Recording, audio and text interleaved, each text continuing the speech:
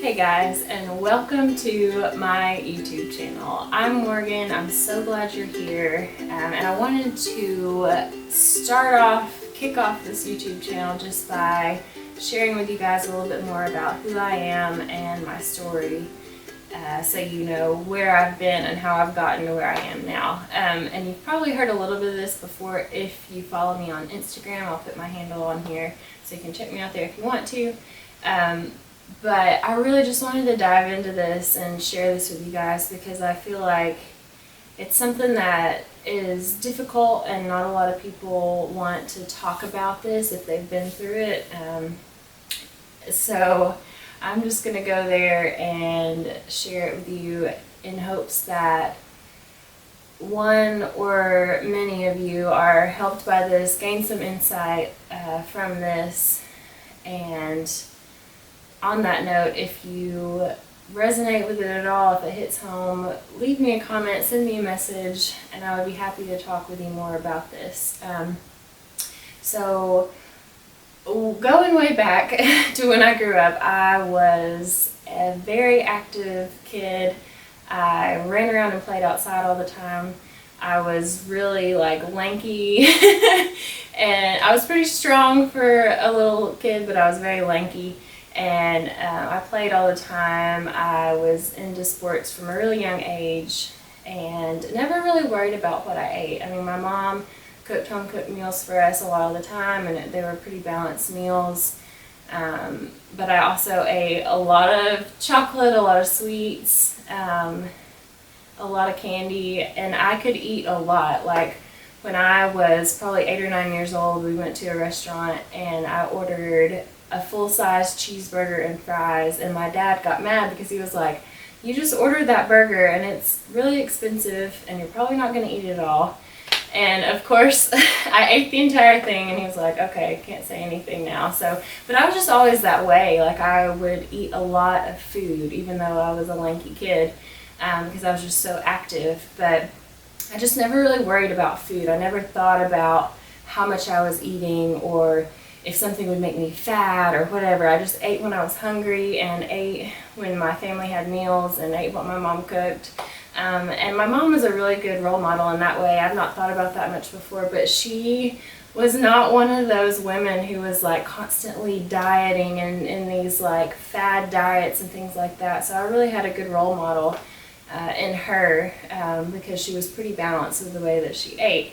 But growing up into middle school and high school, I was still very active. I played organized sports. I played volleyball. I played basketball.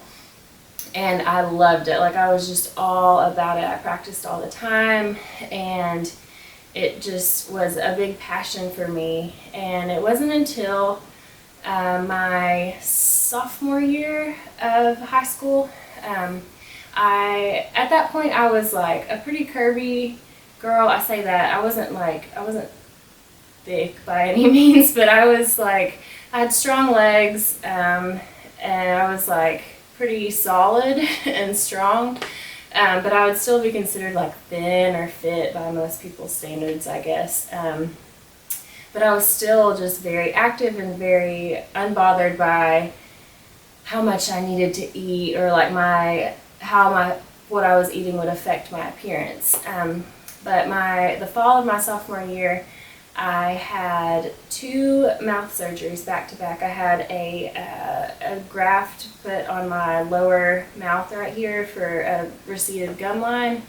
That was super painful because they took the graft from the roof of my mouth and put it here in the front. And then I think within a couple months I had 3 wisdom teeth removed. So during that time there was a long period of time where I wasn't able to eat a lot. I wasn't able to eat a lot of solid food. I had to eat smoothies and milkshakes, and just while you're recovering you can't really eat a ton. And over the course of those couple of months, unintentionally, I probably lost 5 pounds, 5 to 10 pounds, so not a whole lot. But I was kind of taken by surprise that I was oh, I kind of like the way this makes me feel. My waist is tighter, my legs are a little more slim, It kind of like shaved off a little bit of body fat, and I liked that feeling. And that was the start of it. Like from that point, I started thinking more about what I was eating, how much I was eating, and started to restrict. So keep in mind, I'm super active at this point because I'm like on any given day, I would practice basketball after school for 2 hours, drive and practice volleyball for another 2 hours. Like I was super active and I was burning a lot of calories every day. And so I needed a pretty high volume of food to maintain my health and my energy levels and my strength.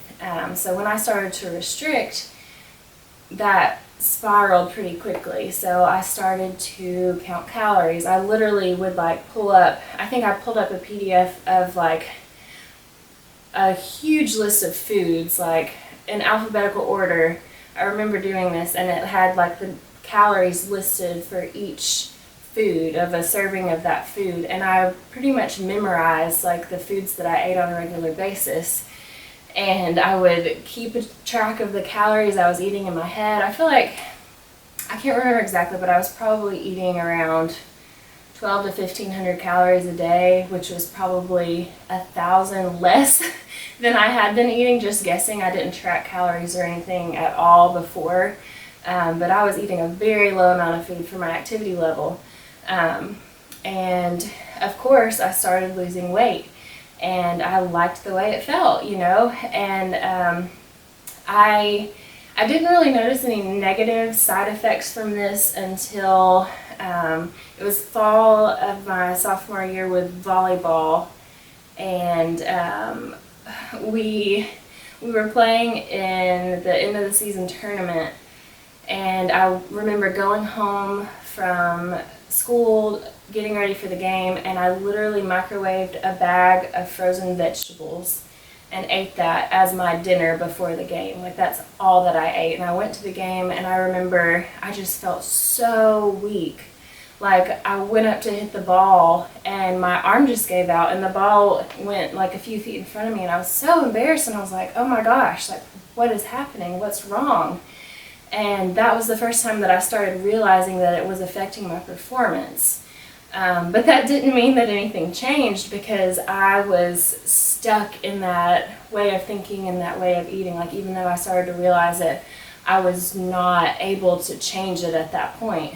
And it progressed and got worse and worse. I got weaker and weaker.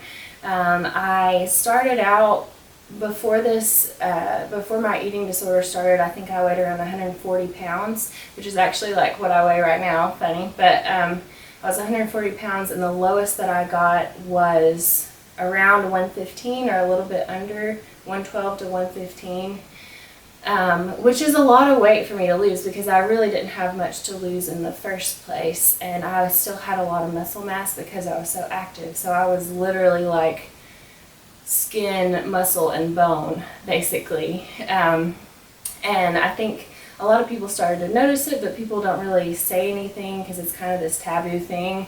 So I was just like continuing with this, and my performance in sports was getting worse to the point that I quit volleyball my senior year. I think it was my senior year. After school ball ended, it was time to start travel ball, which I loved. Like I loved my team so much, and I loved it. Like volleyball was my passion, but I lost that passion for it because my body couldn't keep up. My body couldn't perform like it needed to, and it wasn't fun for me anymore because of that.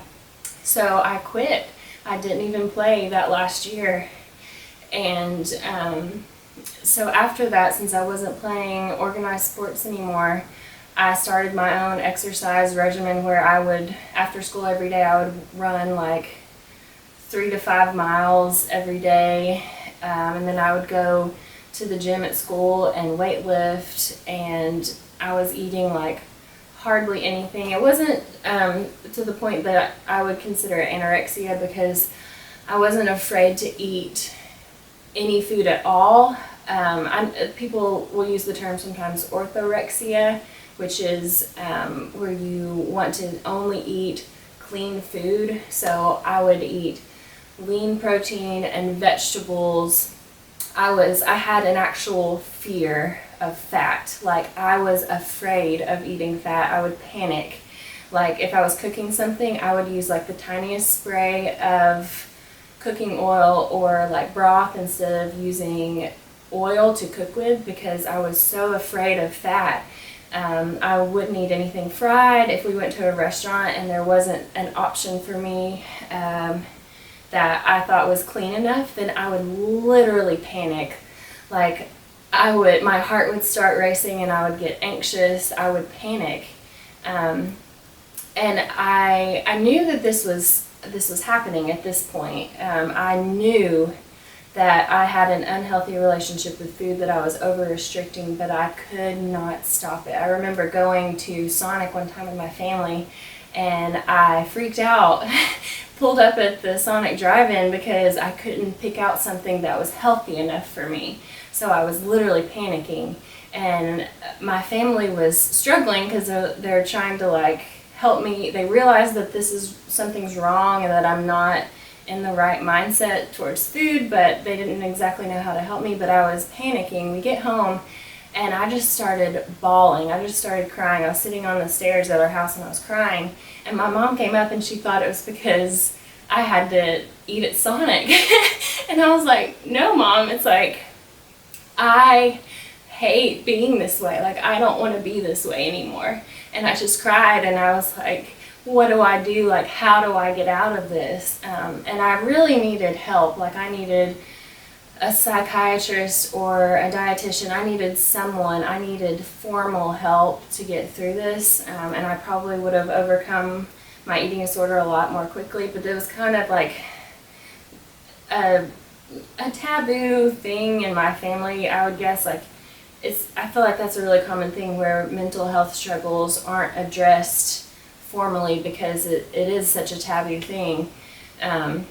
But not to say that my family wasn't helpful. And my mom encouraged me. She was like, you use all this knowledge that you have of nutrition and exercise to create like the best meal plan for yourself. So I started trying to do that and tried to like increase my protein and focus on that. But no matter what I was doing, my mind was not in the right place. I was still in this frame of mind of major restriction and fear of unhealthy food.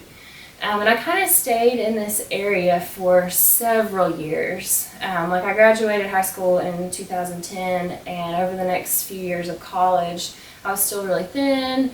I ate a decent amount, but my lifestyle like revolved around food, and it definitely affected my relationships and my life. Like, I just missed out on a lot because I was so focused on making sure I could eat healthy and exercise as much as I needed to and things like that. And then I met my husband in college, and I remember telling him this story, and he was like, well, it's okay. But I shared that with him, and we would go on dates, and he was not restrictive at all with what he ate, and we would go on like ice cream dates or go get milkshake, eat pizza and things like that. And I was having so much fun with him that I just kind of like, it helped me kind of forget a lot of those restrictive thoughts gradually over time.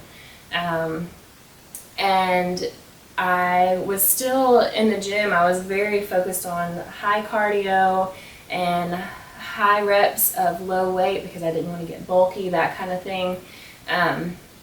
So that lasted for a really long time. And I remember the thing that got me back into weightlifting, like I weightlifted a lot in high school, middle school and high school. Like, I loved weightlifting and I trained a lot for sports, but I didn't get back into that until it's probably 4 or 5 years ago, something like that. And I found Emily Skye. She's from Australia, if you haven't heard of her, and she really promoted weightlifting for women. And I purchased one of her programs, and I literally did the whole thing, didn't miss a day, didn't miss a beat.